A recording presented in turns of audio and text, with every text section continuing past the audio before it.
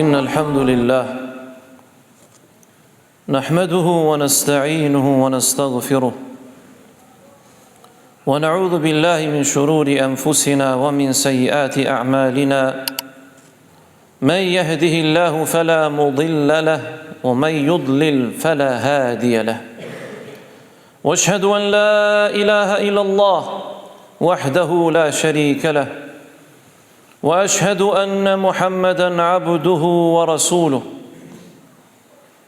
قال ربنا سبحانه وتعالى يا أيها الذين آمنوا اتقوا الله حق تقاته ولا تموتن إلا وأنتم مسلمون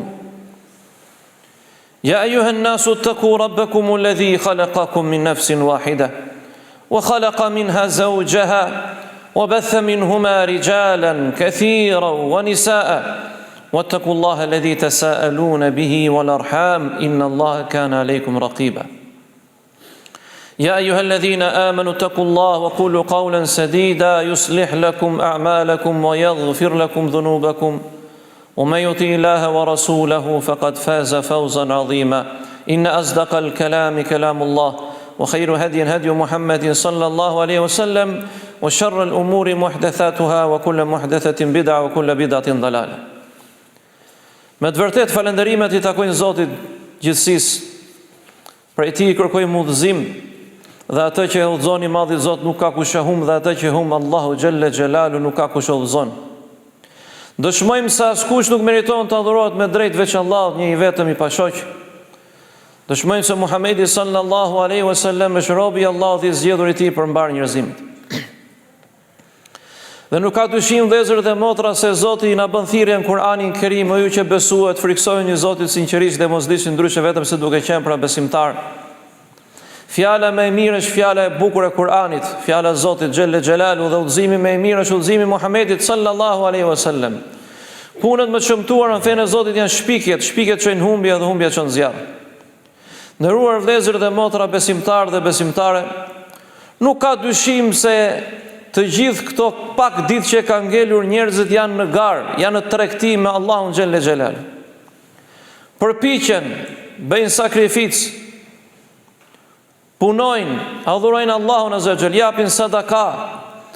Përpiqen pse jo të shtojnë bamirësinë dhe kujdesin ndaj prindërve të tyre. Përpiqen që të afrohen sa më shumë me Zotin xhelle xhelalu, përpiqen që të japin jetës një kuptim tjetër. Pikërisht për të arritur kënaqësinë e Zotit dhe me gjitha për të arritur kënaqësinë e Zotit në natën e Kadrit.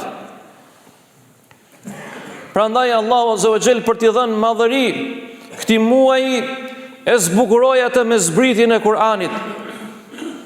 Inna anzalnahu fi lejletil qadr, ne zbritëm atë Kur'anin në natën e Kadrit. Wa ma adraka ma lejletul qadr, dhe ç'të bën të dish ti Muhammed se çfarë është nata e Kadrit?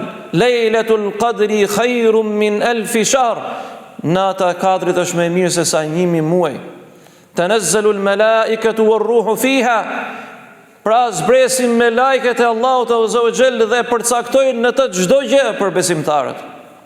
Salamun hiya hatta matla'il fajr, paqja është ajo deri në momentin e zbardhjes së agimit. Nata e Kadrit që çilët njerëzit e kërkojnë. Nata e Kadrit që njerëzit urojnë që të arrijnë atë. Nata e Kadrit që njerëzit përpiqen që të falen natën, të agjërojnë ditën, të I kërkojnë falje Zotit tyre, të ndryshojnë brenda vetes tyre, të afrohen tek Allahu xhelle xhelalu. Nata e Kadrit vëllezër, cila është I gjithë jeta e një njeriu. Nëse 1 minet I bie 80 e ca vjet mos gaboj, prandaj neve pra se arrim këtë natë kemi arritur lavdërimin Allahut Azza wa Jall, mirësinë e Tij, mëshirën e Tij për njerëzit që duan të afrohen tek Zoti dhe të ndryshojnë pak jetën e tyre.